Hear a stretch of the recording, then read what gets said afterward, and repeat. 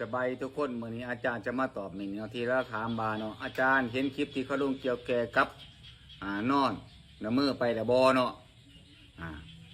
ตามคลิปนี้เนาะอาจารย์จะบอกเป็นแนวทางเพื่อให้ความหมู่เด้อ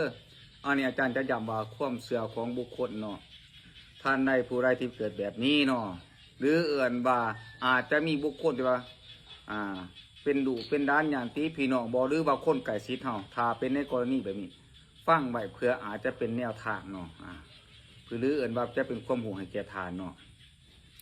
คนสมัยแต่ก่อนเนาะหรือเอื่นว่าครูบาอาจารย์สมัยแต่ก่อนผู้เฒ่าผู้แก่สมัยแต่ก่อนหรืออาจารย์ที่ได้เรียนได้ศึกษามาเนาะถ้าบุคคลในกรณีเป็นแบบนี้เนาะเพื่อจะงบมึงขี้เนาะถ้าขี้เย็นเมนบุคคลนั้นไปแล้วเนาะถ้าขี้ยังอุ่นเนาะเพิ่นเชื่อกันว่าผู้เฒ่าผู้แก่ครูบาอาจารย์เพิ่นบอกว่ายังโบท่านได้เสียขอเพียงแต่ว่าเพิ่นยังโบท่านหูทิศทางมาที่ซื้อเนาะอันนี้กรณีที่ว่าขี้ยังอุ่นเด้อนี่เนาะและเพิ่นโบให้ลอยเป็นเด็ดขาดเนาะนอนลอยเฮือนเนาะหรือเอื่นว่าคน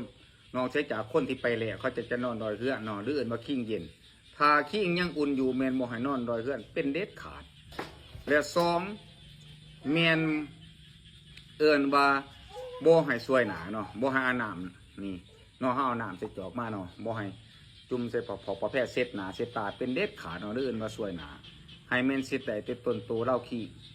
ย่ำบาบ่ให้เซตหนาเป็นเด็ดขาดเนาะและสามเมนเพื่อจะมีเทียนเนาะเทียนไขหรือเอื่นว่าเทียนนำทางครูบาอาจารย์เพื่อจะเขียนยันอังคาราหรือ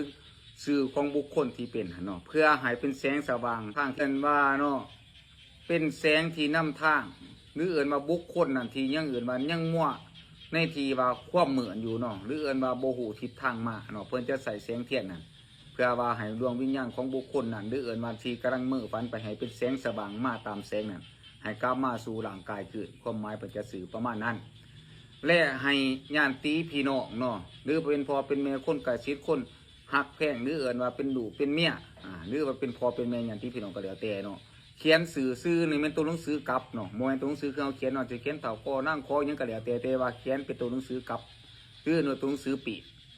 ลงสกลมอหนึ่งเนาะลงสกลมอหนึ่งคือเล่นมอหนึ่งเนาะถ้าถิ่มลงสกลมอหนึ่งเพื่อนจะห่อใส่มอหนึ่งมอหนึ่งให้ก้นมอหนึ่งให้มันจูที่ดินเนาะจูดินเป็นสื่อสารตึงเมถาเท่านี้